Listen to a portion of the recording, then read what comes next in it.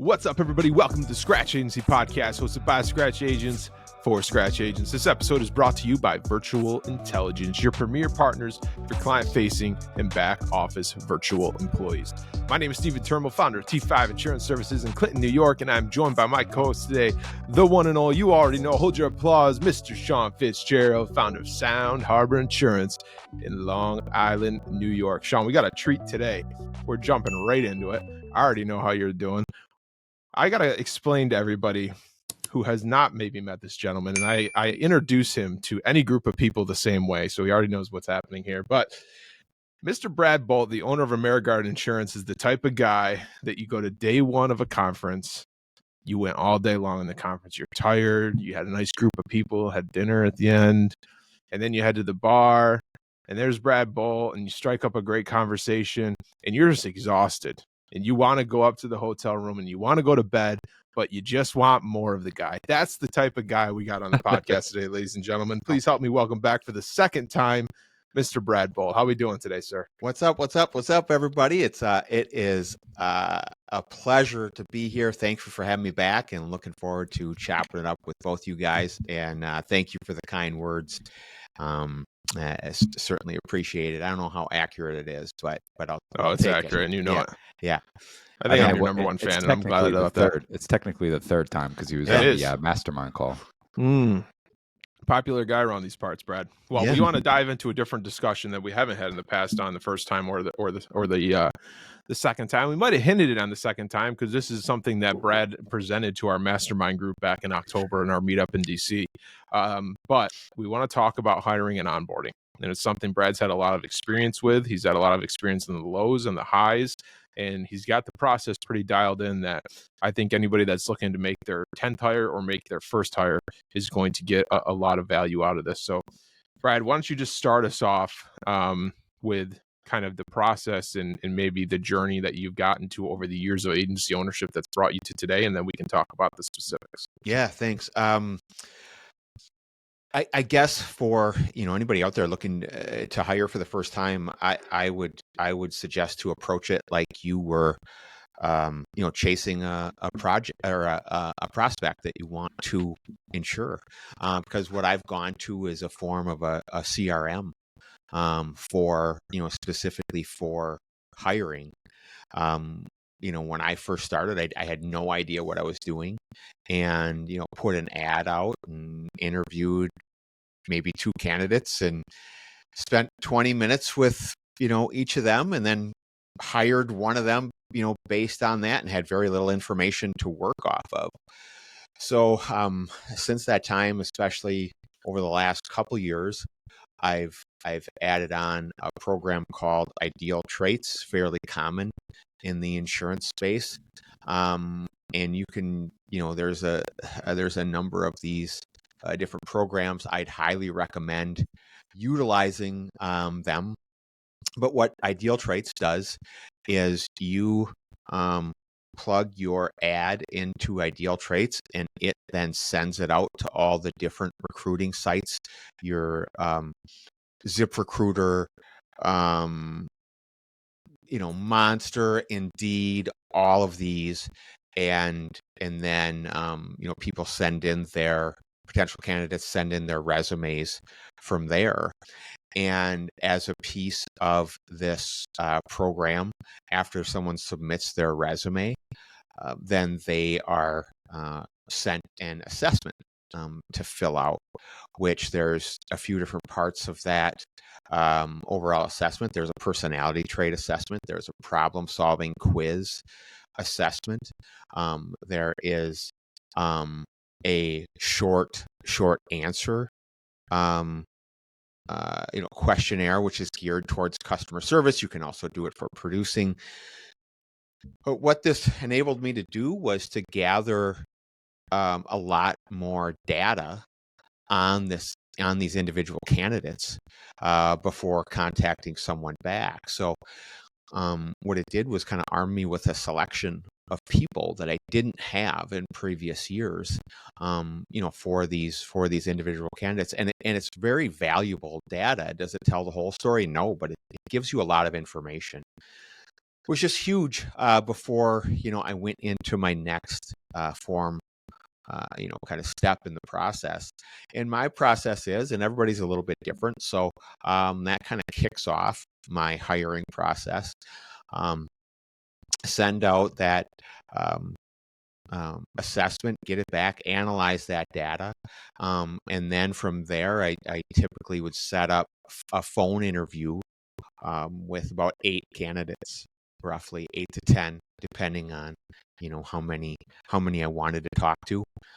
Very simple. Have a 20-minute, very kind of informal conversation. Just try to find out who they are, find out, a little bit more about them, things they like to do, a little bit about their family, kind of get them, talking and telling me about who they are.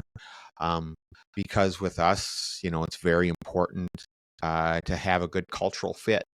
So we kind of want to start testing that from the beginning, and then also to start to try to learn what their values are, and and how they interact, and just learn as much as we can about them as a person. From that phone interview, then I'll narrow the field down to maybe 4, maybe 5, and have a team interview with them. So I started doing that just this last year, which was new to my team, which it got my team to be able to kind of stretch out of their comfort zone a little bit. I mean, they've never interviewed anybody. And so we had to, do some coaching on that, and really was just kind of have a conversation. I don't look for the team to kind of narrow down who's going to be qualified and who's not, and to test their, insurance acumen.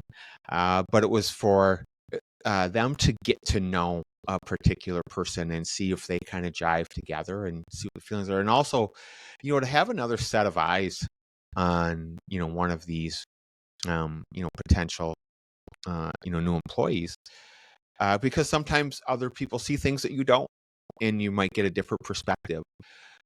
So what I found from that was one of the team interview ended up to be one of the most valuable pieces of our interview process, because it extracted just a lot more information. It oftentimes, enabled the candidate to let their guard down a little bit, and they could ask questions, what it was like, what's it like to work at AmeriGuard? What kind of, what am I getting into? What's the office like? What's the, what's the job like? This is a Zoom call, Brad? Yes. Yeah. I like it. Yeah, it's great. And I was nervous about it because I would be too. I was nervous to, maybe get 4 different opinions on a person. And then I was also nervous of, well, what if, Susie on the team really likes her and I don't go with her? Is she going to have, if she thinks she's wasting her time? But like I said, it just extracted so much more information, and it was so beneficial to the team because, they had a say in it. And they were listened to and heard, in a different process. Gives them like a sense of purpose, for sure. In a way. Yeah. Yeah. And that was so valuable too, that I didn't anticipate that, that benefit from it was the value that it brought to the team of what we say matters. And I'm not just, here, I'm part of this. And so that was just huge. From that point, then I typically narrow it down to 2 to 3 candidates to have a final interview with. And depending on the position, we kind of have a hybrid model where we have half of our team here is in office, and then half works fully remote. So if it was, if we're going to have an in-office person, then we would have it in person. And then I try to dive a little bit deeper into, maybe a little bit there, if they're going to be a good fit for the role, good fit for our team. And, all throughout, this process, I didn't hit on this in talking about the team interview. Throughout this whole thing, I'm selling to them just as much as they're selling to me that they want to work here. I'm selling AmeriGuard and what we are to them. And what's nice is that I don't have to make anything up. I just talk about what we are. And I think we got a pretty good thing going, because at the end of this process, I find a lot of people that want to work here, which is huge. So that team is a huge component of it, because they get to see and hear the voices of our team. I think those that are, wise enough to do research on your company, as you should for any position, they're able to see us on social media and get a feel for what we do and who we are and who's in our office. But when they get to actually talk to them, that's a huge thing, and really gives them a good grasp of what AmeriGuard's all about. Yeah. I'm having flashbacks, Sean, to the episode we just did with Osama, because it's like we did a episode with Osama about the claims process, and my biggest takeaway was like, with that, you're only going to be as good as you are prepared. I know there's a fancy saying out there, but something along those lines. But like, it's the same thing with the hiring process, and I know, Sean, you've done this too. And Brad, I know for sure you've done it, of like, these are the steps, and we're like, these are non-negotiable steps that we're going to go through for everybody. And they must go through these phases for it to be a correct fit. What were some things that went sideways before you had that process, that you can think of that certain things in that process has helped with? Well, the process, common mistakes, the process itself is, like I said, it gives you a lot of that initial data up front. So you're able to weed out, I will get, I could get, it's a huge number. I could get, 200 applicants for a position.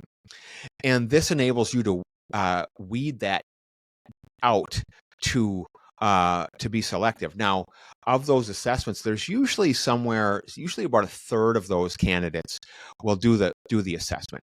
And I put in my ad that, something to the effect of, you won't be considered for this position unless you complete the entire assessment process. So that weeds out a bunch of people. So that weeds out a lot of them right up front, and then I'm able to look at that data, and a piece of that is another weed out process is this problem solving quiz and piece of it, because that tells you a little bit where they're how much initiative they're going to take, how much independent thinking they are willing to do. Maybe some of them just fly right through it and don't take it that serious. But this is a hiring site, so you're kind of outsourcing and leaning on professionals to help you with this. And it walks you right through this and basically says, if they don't score above, say, a 10 on this, number, I'd be real hesitant in hiring them. And what I found with leaning on this, even with the ideal traits, of the personal assessment piece, it's pretty true. It's pretty accurate. And so you're able to glean from that, because I always wanted to find some sort of problem solving test, because that's what we're looking for. We want somebody that can think on their own, that will try and find the answer on their own, that isn't just going to knock on your door and say, what does that bodily injury mean again? Or, whatever it is. We want somebody that is going to be take the initiative to figure things out on their own. So this is it's helpful information. The written piece of this program also, it shows you how they are able to communicate. how they respond and answer these questions. You can cater them to kind of what you want in that, but it shows some of their written communication. So it kind of tells you how they're going to communicate with their customers. Are they using good sentence structure, and is this someone that you want representing you in communicating with your customers? So yeah, you're able to kind of weed out what you're looking for. The mistakes that I made before that, literally, I would generally use a Craigslist ad, and I will say I hired a lot of really good people before that. I mean, I have a couple that I hired on that method that have been with me for 10 years, and they're incredible. But man, you don't know who you have until you get them in the door anyway. And a lot of times you don't know what their motivation is, and you don't know if they're on their best behavior for the first 30 days or, what Can it I is. say something? Yeah. Can I say something regarding that, Brad? Yeah. Because that's such a good point. Someone once told me something along the lines of like, one thing to look out for, like in that interview process, like you just said, they're on their best behavior, right? So think about that for a second. If you have any feeling in your gut, or you just have any any vibe that this person might not be the right fit, chances are they're not, because if they're on their best behavior, what are they going to be like when it's just the normal day to day? Yeah. And I always try to keep that in my mind, because I'm like, man, if I feel funny in the interview, it's probably going to feel way worse once they're on board. I've learned to tell myself, don't ignore the red flags. Yeah. That come up, and to your exact point, to trust your gut, because it's probably right, and that's going to start telling a story, right? Somebody might misspeak once, or somebody makes a mistake, but you use that as your information, especially when you have them in the door, and which is maybe we get in this, maybe we don't, of don't be afraid to pull the trigger to let somebody go if they're not a good fit, and if you see too many things, because if you're seeing that early on, it's probably not going to improve. They are who they are. It's hard for people to change who they are. I've had pretty good luck, back to your question, Stephen, and part of it is, one, I don't have a lot of strengths, but one of my strengths is ability to read people, and not needing the whole, all the pieces of the puzzle to be able to kind of figure out who they are. And more times than not, my gut instinct is pretty good. So I think that helped me with limited information, because if there was somebody that I just didn't think was a good option, I wouldn't go ahead go forward with, because look, we're spending 40 hours a week, maybe it lasts with these people. It's a good chunk of time. And for anybody, especially, we put our heart and soul in this business, and we have, we've, one of the reasons, there's successful agency owners is because, we've treated people so well. We've sold it, we've treated them well. We have, given them white glove service. We're going to start entrusting others, with this, with this responsibility of servicing these customers. And it's most of us agency owners, it's very important to us that we want to give that 5-star service and continue to earn their business. This business is so fickle. It's so easy for people to leave. And you're not able to, you're not able to always establish a lifelong relationship, but we know how hard it is to get the business. We want to keep it. So we have to trust the people that we have working with them.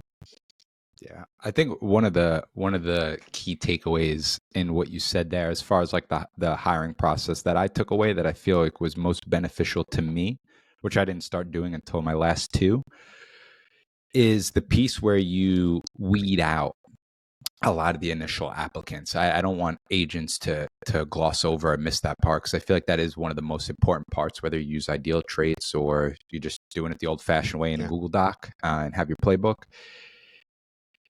So I do the DISC assessment too, which I think is phenomenal. Obviously, DISC assessment and resume. If they don't do one of those, okay, you're out. But the third piece I add, Stephen, I know you do this too, is requesting a video answering 5 questions. And what I've found so helpful with that is you'll get people that just won't do the video, like you said with the assessment, or you'll get people who do the video, or third option, you'll get people who, how do I send a video? What do I use? How do I set? This is confusing. And that they're already making it a huge issue, which you spoke about red flags, huge red flag right off the bat. So I found like throwing in that little like request for a video too makes a big difference. And it's simple questions, what do you know about our agency? Why are you passionate about the industry? Like little things like that. And it's just so funny how much that can, how many people like could turn that into a problem. You know what I mean?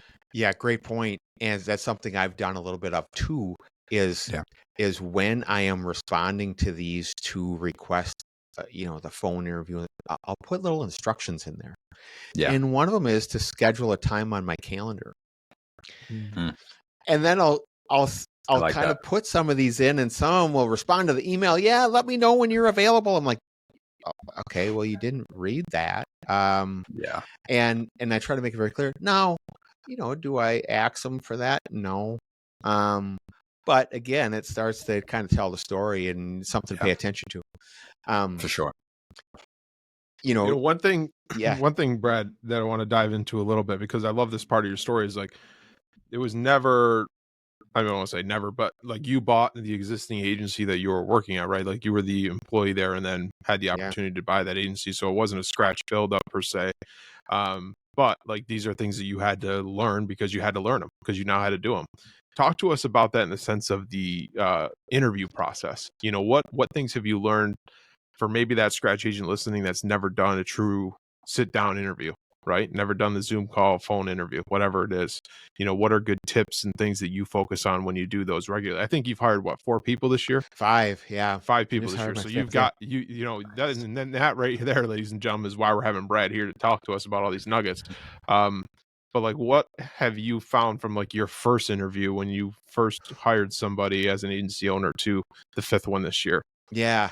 When I started, I had no idea. And, so you Google these, questions on what should I be asked. I was asking some stupid questions. Something like, if you were on an island, what 3 things would you bring? If you're asking not supposed to ask that? If you're asking that, that's cool. But no, there are some variations of that. But going back to the phone interview again, I'm asking about them as a person and nothing about what they've done or about their resume. I'll pick something out on their resume and ask them about that. One of my most recent candidates, she made mention of, she is one of her skills was process improvement. And that was a something that I had asked her about, because I want to hear about it, because that's something that I am constantly focusing on, is process improvement. And it's also might tell you a little bit of, okay, did you just put that down on your resume, or is that something? Well, this person was able to speak to it very well. But the phone interview is really about getting to know them as a person, and then actually, I really start. That's one area where I start to sell AmeriGuard and sell myself and sell what we do here, as a team, and some of what we have to offer. Sorry, I'm jumping around, but as for them, I want to know about their family. I want to know where they're from, and I just have a conversation. So a lot of times those are the phone conversation interview is just a lot of times off the cuff. Yeah. Speaking to that topic specifically, like what like 2 or 3, are there like a couple of like core values or traits you're looking for in someone? you know, when you're having that initial conversation? Like, is it a winning attitude? Is it positivity? Is it, you know, something along those lines? One of them's honesty. Yeah. You know, and interviewing's hard because it sucks to interview for jobs. It sucks. All of it. And so someone might be nervous. You know, so you have to factor some of those things in too. But I want to know if they're honest. So that's why I try to keep it. Honestly, the phone interview, this isn't new. I want to get them talking, and I want them to kind of expose who they are a little bit, because most people speak up and tell you. I mean, not directly, but if they're talking, they're gonna. Yeah. A lot of times the crazy will just start to come out. Mm-hmm. You know, if it's You're there. Right. You're right. So I just kind of spin off the conversation. But I do ask, you know, something, what interests you in this position? And what interests you about our company? Because I do kind of want to see, have they done any research in it? Do they know what we do? And to see what their intent is. Because the other thing, one of the downsides of a program like this is that, like I said, you know, I might get 200 applicants. How many of them are actually serious about the position? Right. Not 200. They're just shotgunning resumes out on Indeed. And I think there might even be some sort of automated program where Indeed just sends it out themselves. So, so I like to find out about them. I'm trying to find through the conversation what issues there might be.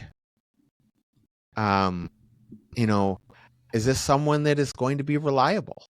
Is this someone that seems like they might miss a lot of work? Is this someone that might have a lot of excuses? And it kind of depends on what the person is. I think it's a red flag with what I've seen. Sometimes you'll see a gap in employment. And I've heard that's a red flag. And I think that's been, in my experience, that has been accurate. Just at the beginning of this year, I had somebody that had a year and a half a gap in employment, because it also to me could mean nothing, could mean something. I had somebody that had a year and a half where they didn't work, and I asked about it. And again, this is one I didn't heed my own advice. To me, this was a red flag because I wasn't completely satisfied with the answers. Well, she told me, and the gap in employment, you know, could mean, well, does this person really need to work? And if it doesn't fit their liking, are they just going to bail? This person did. We went through the whole process. The team absolutely loved her. She was great. She was great. Hit all the buckets of, you know, being someone qualified. Her reference, she was a former CSR. Her reference was great. She was here 2 weeks and quit. You know, and that's going to happen.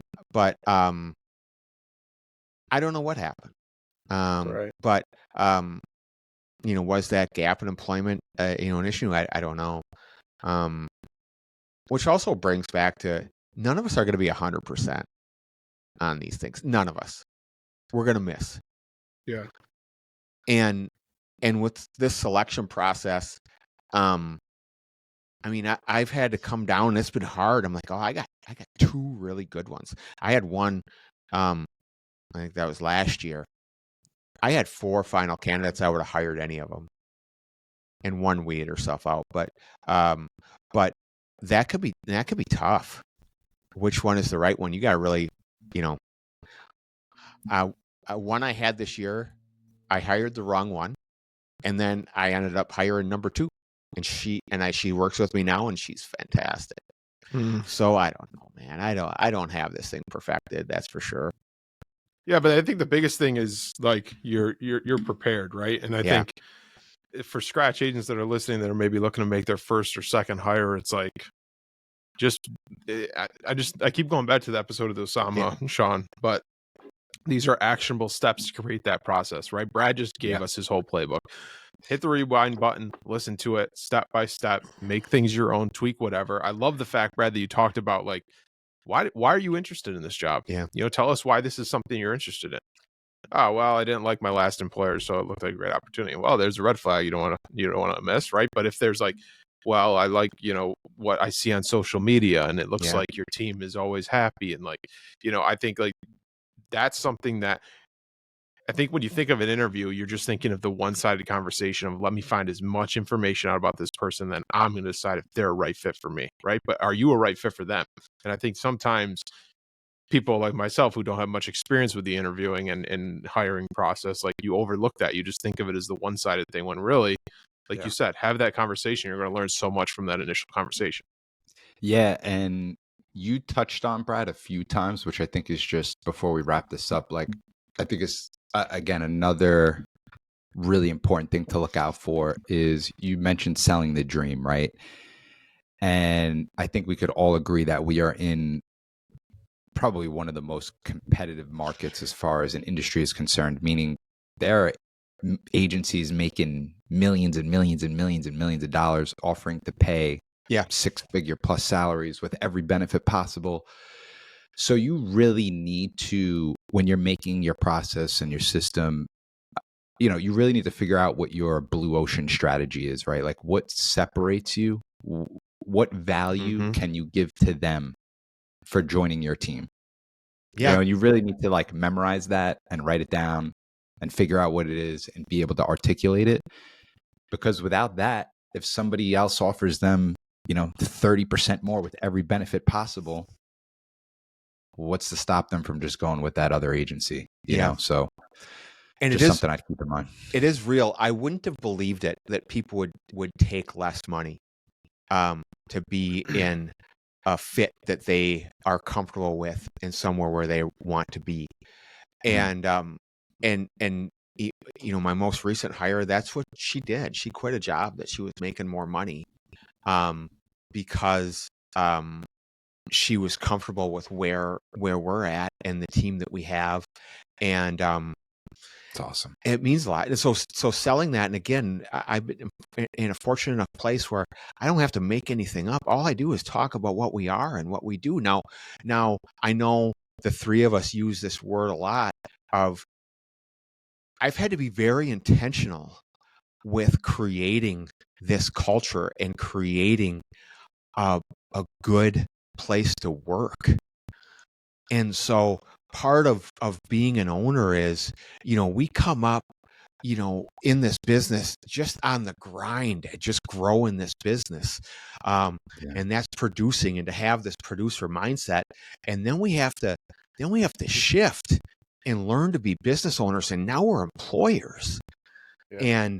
And the three of us have talked a lot about, we have to shift that. Also have to shift and learn that mindset that because we put our heart and soul in this, Susie doesn't have her heart and soul in this book of business, and she's never going to. And I don't mean to pick on Susie, but that doesn't mean that they're not going to have buy-in to your company. And it takes a while. It takes a while to build trust in what we're about, and to give a point to where we're at as a team. I am seeing, our team take initiative to do things together. Like our team decided, we had 3 months ago, we had a potluck lunch, and where everybody brought something in, and we just had tacos, and we had a sign up sheet. I didn't put that together. All I had to do was sign up for on our Google sheet that I was bringing taco meat. Everything else was put, and this was something that our group put together, and they were like, this is we should do this every month. I'm like, damn right, we should do this every month. Love it. And so, tomorrow I'm bringing in a Mississippi pot roast. I don't know what everybody else is bringing, but hell yeah! But someone's bringing the rice, and this is something that our group has got, has brought together. And these are things that you have to be intentional about. And I've had to, being with our situation being that we're half remote and half not, you have to be intentional with your with your remote people on bringing them into the fold as well. And that means you're going to have maybe a few video calls a week. And sometimes it's just a talk. We'll do things like every about third Thursday, we'll have a game. We'll play Jeopardy. We'll play categories. And that's fun. And we have a little bit of fun together because we need to have some fun in this business. And sometimes we'll just have a social and have conversation, and that kind of brings us together. So it's brought us together as a group.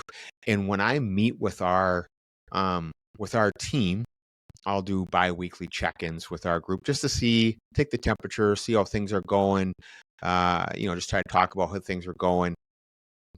And to a person, they will bring up, I like when we play our games, and that when we just get together and socialize, it means a lot. But you have to put that on the calendar. It doesn't happen. Right. You have to be intentional with that. Yeah. One of the last big takeaways too, just thinking about the conversation, this is definitely one to rewind and listen back to, because there's so many actionable steps. But one of the things you said real early on, Brad, was like, don't forget it's a human to human interaction. Yeah.